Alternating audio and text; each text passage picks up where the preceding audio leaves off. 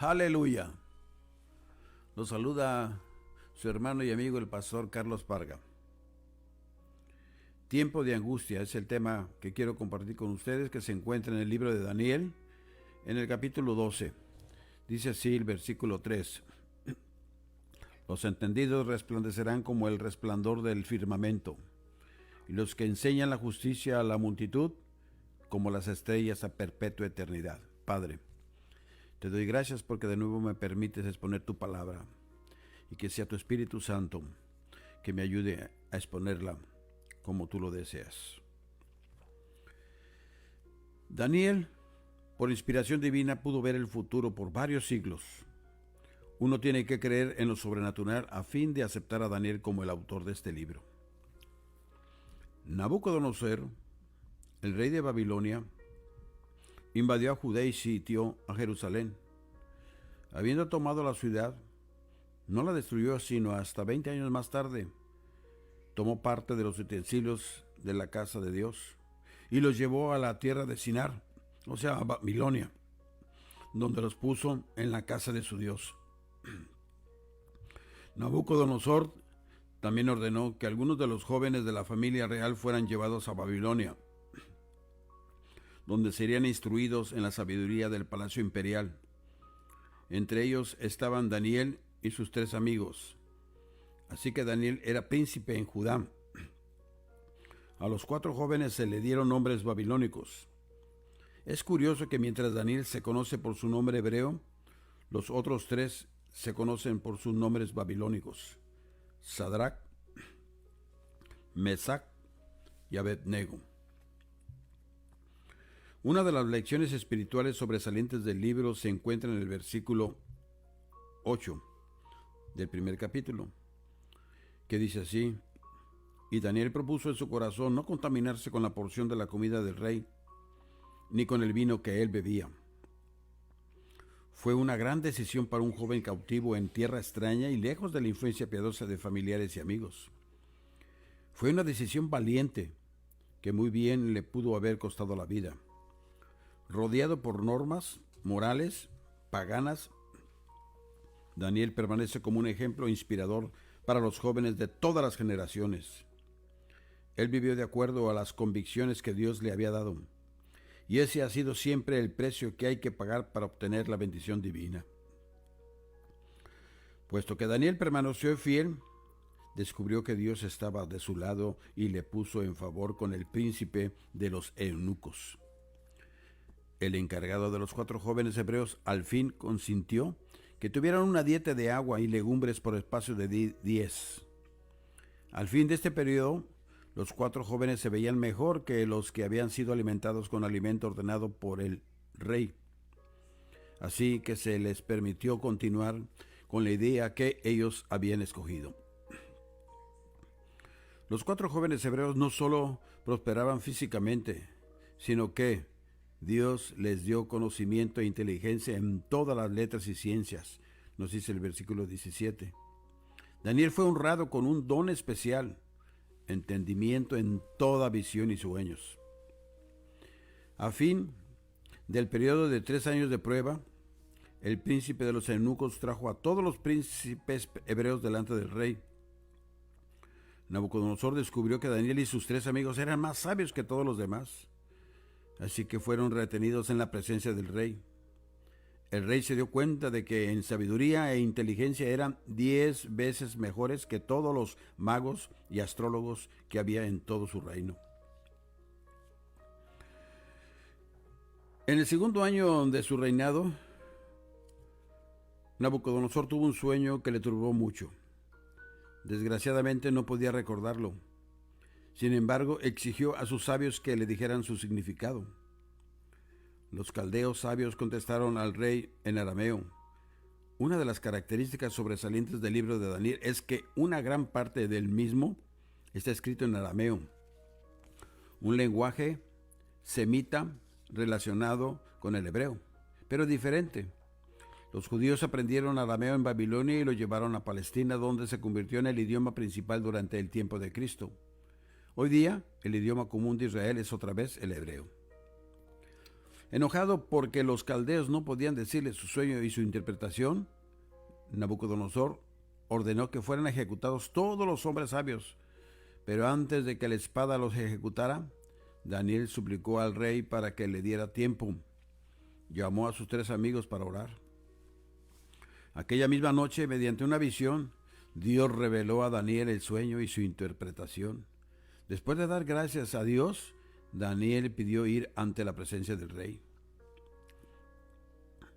El rey preguntó al joven hebreo si él podría interpretar su sueño. Daniel se despojó de toda pretensión de sabiduría humana, pero mencionó: hay un Dios en los cielos, el cual revela los misterios. Este Dios estaba mostrando a Nabucodonosor lo que pasaría en lo porvenir. La preocupación del rey era acerca de lo que pasaría con su imperio. Nabucodonosor había soñado una gran imagen con forma de hombre. La cabeza era de oro, el pecho, los brazos de plata, el vientre y los muslos de bronce, las piernas de hierro y los pies de una mezcla de hierro y barro cocido. Una piedra cortada no con mano, aleluya, ¿quién más que Cristo? Golpeó y destruyó la imagen, luego se convirtió en una gran montaña que llenaba la tierra. La imagen representaba 4 imperios. El babilónico, tú eres aquella cabeza de oro. El medo-persa, el griego, de Alejandro Grande y sus sucesores, y el cuarto, el romano. La mezcla de hierro y barro cocido, o sea, la dictadura y democracia, recibe la mayor atención. Pero todos estos imperios serían derrocados y destruidos por el reino de Dios, el cual no será jamás destruido. Con una extravagancia típica del Oriente Antiguo, el rey premió a Daniel. Luego lo puso por gobernador de toda la provincia de Babilonia y jefe supremo de todos los sabios de Babilonia. A los amigos de Daniel también se les dio un puesto de importancia. Pero lleno de orgullo como estaba, el rey mandó hacer una gran imagen de oro de 20 metros de altura. Y luego llamó a todos los oficiales de su reino para un gran servicio de dedicación. Un heraldo proclamó la orden del rey de que cuando la música comenzara, todos los presentes debían inclinarse y adorar la imagen. Los 3 amigos de Daniel, arriesgando sus vidas, se negaron a adorar la imagen. También se negaron en una segunda oportunidad. No hay fe y fidelidad más grandes que las que se describen en los versículos 17 y 18, que nos dice así: nuestro Dios puede librarnos, nos librará. Y si no, sepas, oh rey, que no serviremos a tus dioses, ni tampoco adoraremos la estatua que has levantado. Esta clase de valor y fe son absolutamente inconquistables. El rey estaba tan airado que ordenó que el horno se calentara 7 veces más de lo normal. Los hombres más fuertes del ejército fueron nombrados para atar a los 3 y arrojarlos al fuego. Tal era el calor del horno que estos oficiales murieron quemados con solo acercarse. De repente, el rey se espantó y se puso de pie al ver a 4 hombres caminando tranquilamente dentro del horno de fuego. Con gran temor y respeto, ordenó que los jóvenes hebreos fueran sacados del horno. Cuando los examinaron, no tenía ni siquiera olor de humo. La lección de este incidente es demasiado clara como para pasarla por alto. Como hijos fieles de Dios, nunca nos encontraremos en el horno de fuego de la aflicción de cualquier clase física, financiero, social u otro, sin la seguridad de que el Hijo de Dios, el amor eterno, camina a nuestro lado. Y todo lo que el fuego puede hacernos es quemar las ligaduras que nos limitan y así librarnos para un servicio y un compañerismo más grande. Esta historia ha sido una inspiración para incontables generaciones de cristianos.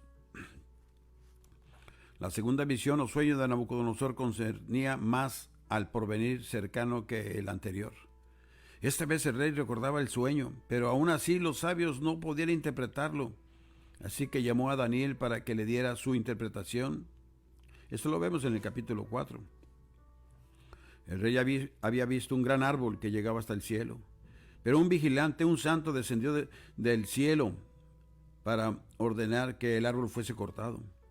Por espacio de 7 años, la persona representada por las cepas de las raíces que habían sido dejadas moraría con las bestias del campo, para que conozcan los vivientes que el Altísimo gobierna el reino de los hombres. El árbol era Nabucodonosor, quien se había exaltado a sí mismo con orgullo, pero sería humillado a un estado de anormalidad mental por 7 años. Después sería restaurado. Daniel rogó al rey que se arrepintiera. Un año más tarde, el rey estaba proclamando jactanciosamente que él había edificado la magnífica ciudad de Babilonia, los esplendores de la cual la arqueología ha revelado sin medida. Cuando el decreto de la condena se cumplió, por espacio de 7 años, el rey vivió en la demencia en medio de las bestias del campo. Cuando la razón le fue devuelta, adoró al Dios verdadero.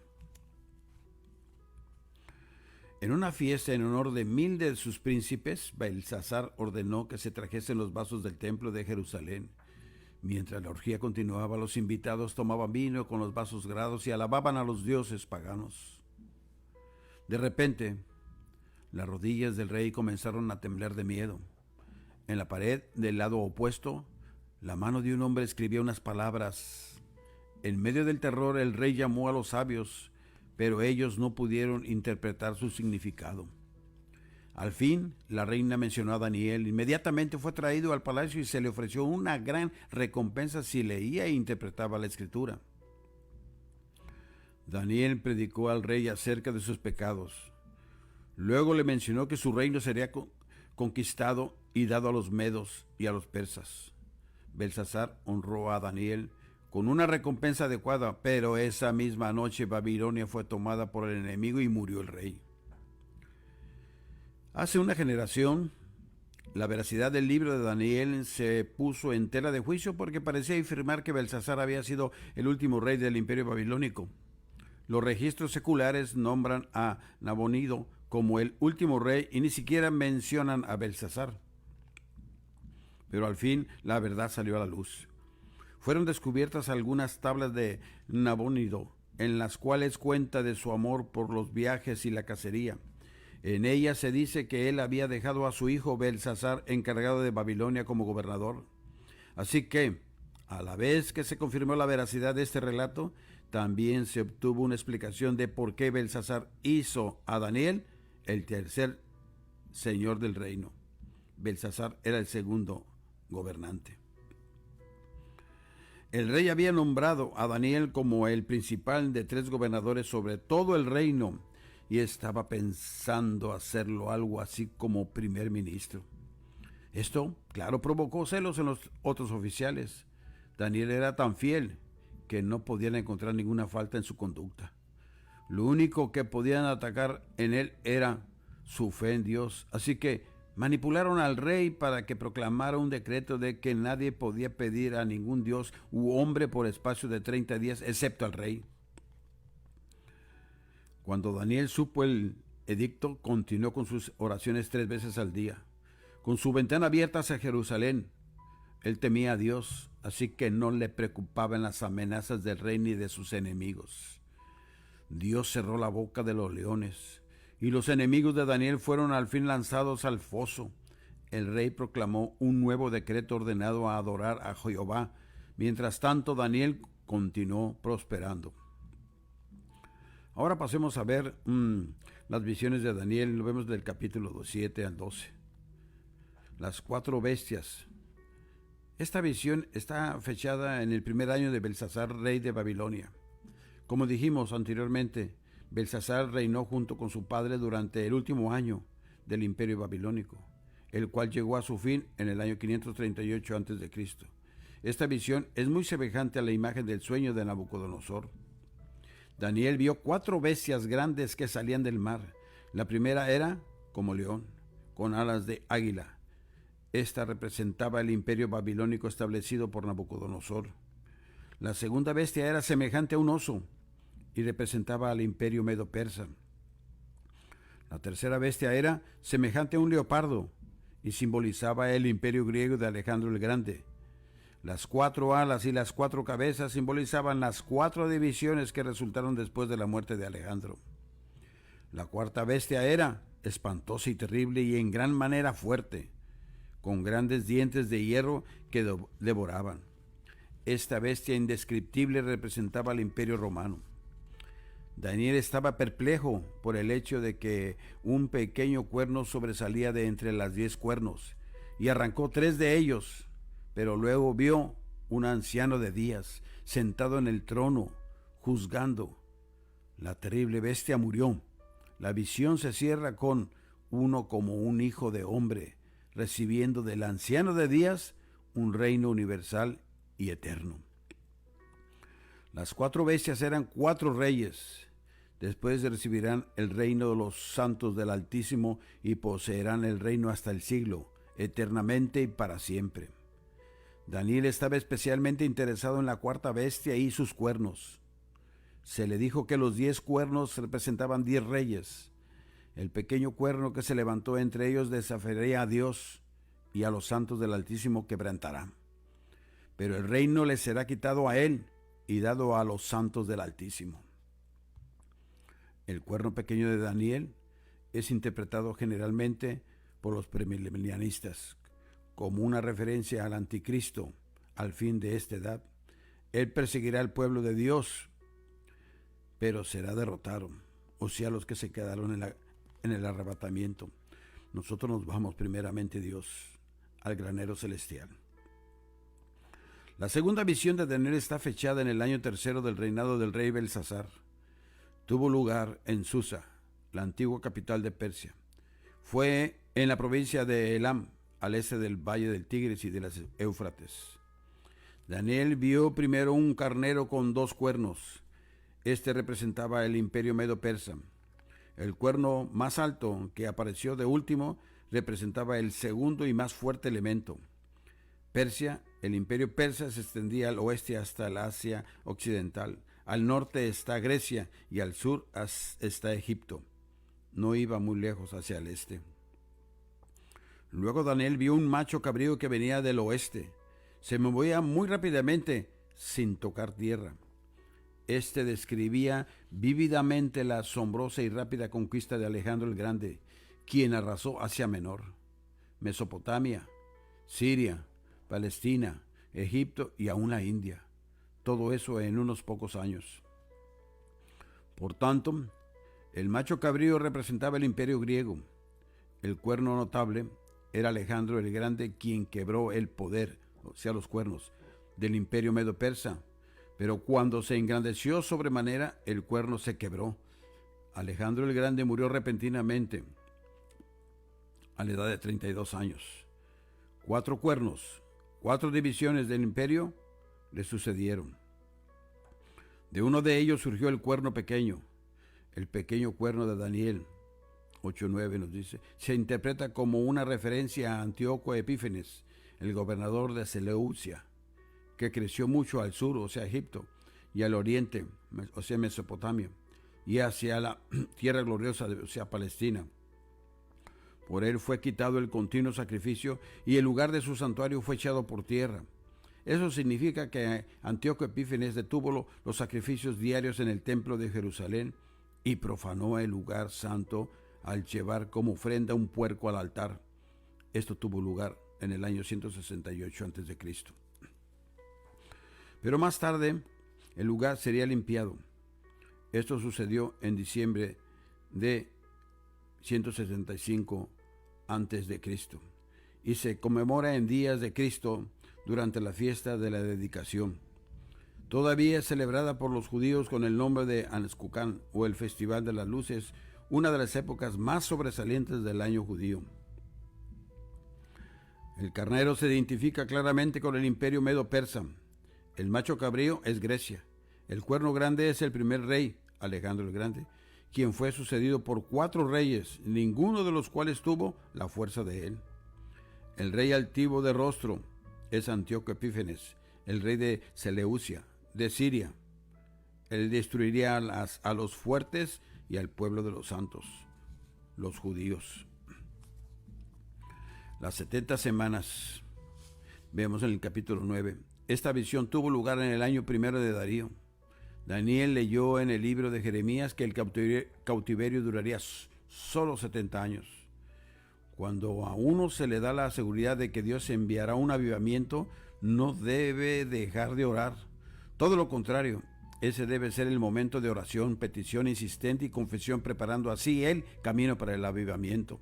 Acuérdese que lo que pasó en Nínive, cuando el Señor mandó a Jonás, y en un momento se arrepintieron y se pusieron en ayuno, y no solamente ellos, hasta los animales. Este fue el curso que siguió Daniel, aunque él era justo. Confesó los pecados de la nación. Todo intercedor debe, en cierta medida, identificarse con aquellos por quienes ora, confesando sus pecados casi como si fuesen suyos.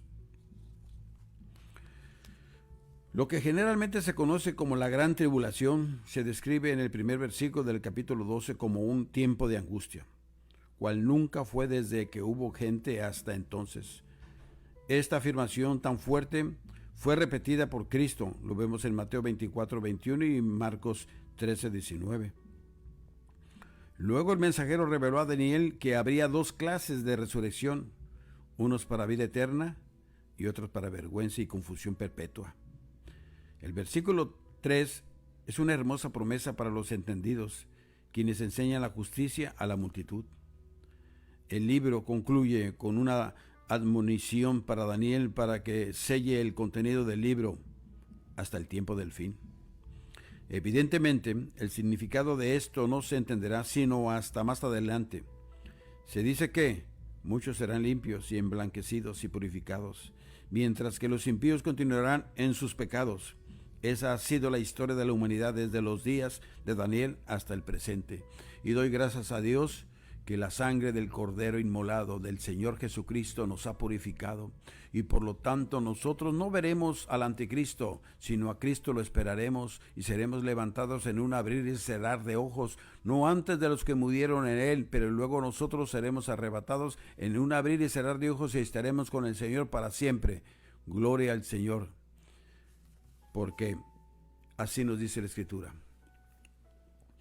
Gracias de antemano por permitirnos entrar a su hogar por este medio, y que Dios los colme de bendiciones y sigamos adelante orando para que el Señor nos tome así.